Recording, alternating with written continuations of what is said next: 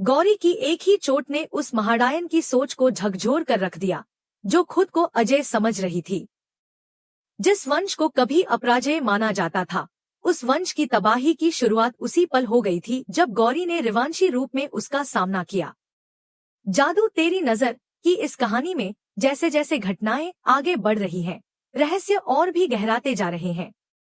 जब से त्रिकालिनी डायनों का अंत हुआ था, विहान यह मान बैठा था कि यह उसकी अपनी शक्ति थी जिसने सब कुछ संभव बनाया। लेकिन सच्चाई इससे कहीं अधिक जटिल थी। विहान को यह भान तक नहीं था कि जिसकी शक्ति वह समझ रहा है, वह वास्तव में गौरी की रिवांशी ऊर्जा का ही परिणाम थी। विहान अब भी इस भ्रम में जी रहा था कि उसने त्रिकालिनी को समाप्त कर दिया है, जबकि असली पराक्रम गौरी के भीतर जाग चुके रिवांशी तत्व का था। लेकिन त्रिकालिनी के अंत के साथ ही एक नया खतरा भी जन्म ले चुका था, विहान की मां, जो अब महाडायन बनकर परछाई लोक से लौट आई थी। उसकी शक्ति पहले से कहीं अधिक भयानक और घातक हो चुकी थी। परछाई लोक की काली शक्तियां उसे न केवल बलशाली बना चुकी थीं, बल्कि उसका उद्देश्य भी और स्पष्ट था, गौरी का अंत और रिवांशी कुल का विनाश। महाडायन के लौटते ही उसकी पहली मंजिल थी परस्मर्थियों का अड्डा, जहां वो गौरी को ढूंढते हुए पहुंचती है। वहां के लोगों से वो जवाब मांगती है, उन्हें डराने धमकाने लगती है। उसके चेहरे पर एक अजीब सी आत्मविश्वास था, मानो उसकी जीत सुनिश्चित हो। लेकिन तभी वहां गौरी की एंट्री होती है। पर डाइसमल वो साधारण गौरी नहीं थी। अब वह अपनी रिवांशी पहचान के साथ, संपूर्ण शक्ति से भरी हुई, एक नई ऊर्जा और विश्वास के साथ सामने आई थी। महाडायन उसे देखती है और एक पल के लिए भ्रम में पड़ जाती है। क्या यही है वह लड़की जो मेरे वंश का नाश करेगी? यह सवाल उसके मन में उठता है, लेकिन तुरंत ही वह उसे अपनी शक्तियों से मिटा देने का निश्चय कर लेती है। गौरी चुप नहीं बैठती, उसका आत्मविश्वास अब किसी और स्तर पर था। रिवांशी शक्ति की पहचान और उस शक्ति का अभ्यास अब उसे हो चुका था। वो जान चुकी थी कि उसका जन्म किस उद्देश्य के लिए हुआ है। जैसे ही महाडायन ने उस पर हमला किया, गौरी ने अपनी शक्ति से उसका सामना किया। पहला प्रहार इतना तीव्र था कि महाडायन को उसकी ताकत का एहसास हो गया। उसे विश्वास नहीं हो रहा था कि कोई इतनी शांत, मासूम सी दिखने वाली लड़की उसकी जैसी महान शक्ति का सामना कर सकती है। लेकिन जैसे जैसे प्रहारों का सिलसिला बढ़ा, महाडायन को समझ में आ गया कि यह कोई साधारण मानव नहीं, बल्कि वही रिवांशी है जिसका उल्लेख सदियों पुरानी भविष्यवाणियों में किया गया था, वही रिवांशी जो डायनों के कुल का नाश करेगी। गौरी की आंखों में आक्रोश और दृढ़ता थी। अब वह न सिर्फ अपनी रक्षा कर रही थी, बल्कि संपूर्ण रिवांशी वंश की ओर से युद्ध लड़ रही थी। महाडायन बार बार वार करती, लेकिन हर बार गौरी की शक्ति उसका मुकाबला कर लेती। यह टकराव केवल शक्ति का नहीं था, यह टकराव अंधकार और प्रकाश के बीच का था। गौरी अब खुद को अकेली नहीं समझ रही थी। उसे ज्ञात हो चुका था कि रिवांशी शक्तियां उसके साथ हैं, उसकी आत्मा के अंदर जाग चुकी हैं। महाडायन को अब यह डर सताने लगा था कि अगर उसने जल्द ही इस शक्ति को खत्म नहीं किया, तो वो अपने पूरे वंश को खो देगी। लेकिन गौरी अब रुकने को तैयार नहीं थी। हर वार के साथ उसका विश्वास और बढ़ता जा रहा था। इस पूरे टकराव के बीच विहान की स्थिति भी उलझन भरी थी। वह अभी भी समझ नहीं पा रहा था कि जो शक्ति सामने से चमक रही है, वह उसकी अपनी नहीं बल्कि गौरी की है। उसकी मां की वापसी और उसके द्वारा किए गए हमले ने उसके अंदर द्वंद्व पैदा कर दिया था। गौरी ने न केवल अपनी शक्ति का परिचय दिया, बल्कि उस महाडायन को यह भी महसूस करा दिया कि अब रिवांशी शक्ति वापस लौट चुकी है और वह उसे रोक नहीं सकती। महाडायन एक पल के लिए पीछे हटती है, अपनी ताकतों को फिर से संजोने की कोशिश करती है, लेकिन तब तक गौरी उसे एक और वार से परास्त कर देती है। महाडायन को अब पहली बार हार का डर महसूस हुआ। यह केवल लड़ाई की शुरुआत थी। महाडायन जान चुकी थी कि अब वह अकेली नहीं है जो परछाई लोक की शक्ति रखती है। सामने खड़ी गौरी अब केवल रिवांशी नहीं, बल्कि समय की सबसे बड़ी चुनौती बन चुकी थी। इस कहानी की ये पहली कड़ी थी जो दर्शाती है कि कैसे एक शांत, मासूम सी लड़की अपने अंदर छिपी असीम शक्ति को पहचानकर एक ऐसी लड़ाई की ओर बढ़ती है जो केवल उसके जीवन का ही नहीं, बल्कि समस्त संसार के संतुलन का प्रश्न है। अब जब गौरी ने रिवांशी रूप में पहला युद्ध जीत लिया है, सवाल यह है कि क्या वह आने वाले और खतरनाक युद्धों के लिए तैयार है? क्या विहान को अपनी मां और गौरी के बीच का सत्य समझ आएगा? और क्या रिवांशी गौरी अपनी नियति को पूरी तरह स्वीकार कर पाएगी या उसकी राहें और भी कठिन होने वाली है? यह सब जानना बाकी है, लेकिन एक बात तय है, अब जादू तेरी नजर की कहानी ने एक नया मोड़ ले लिया है और यह शुरुआत है। इतनी शक्तिशाली होने के बाद भी महाडायन जब गौरी को हरा नहीं पाई तो उसकी आंखों में पहली बार हार की छाया दिखी। रिवांशी गौरी के भीतर जो शक्ति थी उसका आभास अब पूरी तरह से हो चुका था।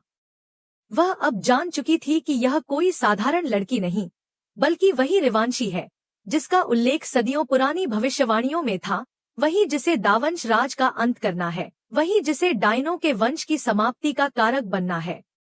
महाडायन के मन में यह पहली बार स्पष्ट हुआ कि उसका सामना किसी साधारण शत्रु से नहीं, बल्कि अपनी नियति से हो रहा है।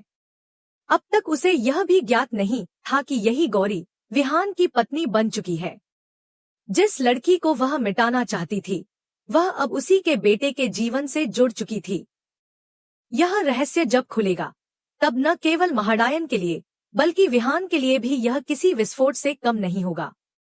विहान, जिसे अपनी शक्तियों का भ्रम था, अब धीरे धीरे इस सच्चाई के करीब आ रहा था कि जो शक्ति उसे घेरे हुए है, वह केवल उसकी नहीं, बल्कि गौरी की है। गौरी जो रिवांशी है और गौरी जो उसके भाग्य को बदलने वाली है। महाडायन इस पराजय से तिलमिलाई हुई अपने पुराने ठिकाने की ओर लौटती है, वही स्थान जहां त्रिकालिनी डायन कभी साधना किया करती थी, वही पेड़ जो दावंश कुल की शक्ति का प्रतीक है।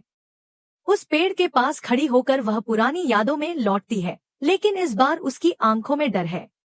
वह महसूस करती है कि जिस शक्ति को वह वर्षों से संजो रही थी, वो अब गौरी के सामने तुच्छ हो चुकी है। रिवांशी गौरी के सामने डायनों की सारी साधनाएं, सारी विधाएं जैसे बौनी प्रतीत होती हैं, और गौरी की शक्ति तो अभी अधूरी है। उसे अभी तक नागमणि प्राप्त नहीं हुई है, वह नागमणि जो रिवांशी कुल की सबसे बड़ी धरोहर मानी जाती है। जैसे ही गौरी को नागमणि प्राप्त होगी, उसकी शक्ति में 10 गुना बढ़ोतरी होगी। यह विचार ही महाडायन को विचलित करने के लिए काफी था। वह जानती थी कि अगर गौरी को नागमणि मिल गई तो फिर उसे कोई नहीं रोक सकता, न महाडायन, न ही पूरा दावंश वंश। इधर गौरी अपने जीवन के नए अध्याय की शुरुआत कर रही थी। विवाह के बाद वह एक नई पहचान के साथ सामने आई थी, लेकिन उसे अब भी इस संघर्ष की गंभीरता का पूरा अंदाजा नहीं था। प्यार और युद्ध के बीच झूलती गौरी को यह समझना था कि उसका विवाह केवल एक सामाजिक बंधन नहीं, बल्कि एक नियति की डोर है जो उसे दावंश कुल के साथ जोड़ती है। क्या विहान और गौरी का यह संबंध उन्हें जोड़ने वाला है या फिर दोनों को जानी दुश्मन बना देगा? गौरी के मन में भी द्वंद्व चल रहा था। वह जानती थी कि विहान के भीतर एक दावंश रक्त बह रहा है, लेकिन वह यह भी महसूस कर रही थी कि विहान में कुछ अलग है, कुछ ऐसा जो उसे बाकी डायनों से अलग करता है। शायद यही कारण था कि उनका विवाह हुआ, और शायद यही कारण है कि नियति ने उन्हें आमने सामने खड़ा किया है। क्या यह विवाह विहान को पूर्ण दावंश बनने से रोक पाएगा, या फिर वह दिन दूर नहीं जब गौरी को खुद ही उस व्यक्ति के विरुद्ध खड़ा होना पड़ेगा जिसे वह प्रेम करने लगी है? विहान की मां महाडायन अब एक नए युद्ध की तैयारी में थी।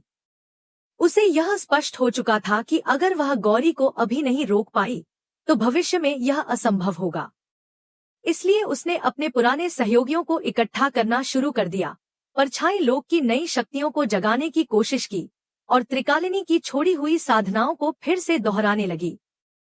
लेकिन इस बार समय बदल चुका था। अब सामने वह गौरी थी जो अपनी शक्ति को जान चुकी थी और जिसे उसकी नियति की गहराई का अंदाजा हो चुका था। गौरी भी इस युद्ध के लिए खुद को मानसिक और आध्यात्मिक रूप से तैयार कर रही थी। अब वह केवल रिवांशी नहीं थी, अब वह एक पत्नी भी थी, एक योद्धा भी थी और एक उम्मीद भी। उसने यह ठान लिया था कि चाहे कुछ भी हो जाए, वह अपने सम्मान की रक्षा करेगी। उसे इस बात की चिंता नहीं थी कि सामने कौन है, महाडायन, त्रिकालिनी की आत्मा या स्वयं दावंश राज। अब वह पीछे नहीं हटेगी। अब यह केवल शक्ति की लड़ाई नहीं रह गई थी, यह आत्मा और कर्तव्य की लड़ाई थी। महाडायन को रोकने के लिए गौरी को अपनी रिवांशी शक्तियों से परे जाकर भी कुछ करना होगा। उसे यह समझना होगा कि उसका अस्तित्व अब केवल उसके लिए नहीं, बल्कि उन सभी के लिए है जो उस पर विश्वास कर रहे हैं। और शायद विहान भी उनमें से एक बन जाए, यदि वह समय रहते सच्चाई को समझ सके। अब जंग की घड़ी पास आ रही थी। एक और महाडायन, जो अपने वंश की रक्षा के लिए अंधकार की सबसे गहरी शक्तियों को बुला रही थी, और दूसरी ओर गौरी, जो रिवांशी होकर भी एक मानवीय हृदय के साथ इस लड़ाई को लड़ रही थी। इन दोनों के बीच होने वाला अगला संघर्ष केवल शक्ति का नहीं, आत्मा की दृढ़ता और प्रेम की गहराई का भी परीक्षण होगा। क्या गौरी नागमणि प्राप्त कर पाएगी? क्या विहान अपने और गौरी के रिश्ते की सच्चाई को समझकर उसके साथ खड़ा होगा या फिर अंधकार में डूब जाएगा? क्या महाडायन की योजनाएं सफल होंगी या रिवांशी शक्ति उन्हें परास्त कर देगी? यह सब आने वाले अध्यायों में सामने आएगा, लेकिन इतना निश्चित है कि जादू तेरी नजर की इस कहानी ने अब रफ्तार पकड़ ली है और हर मोड़ पर एक नया रहस्य, एक नई टक्कर और एक नई आशा जन्म लेने वाली है।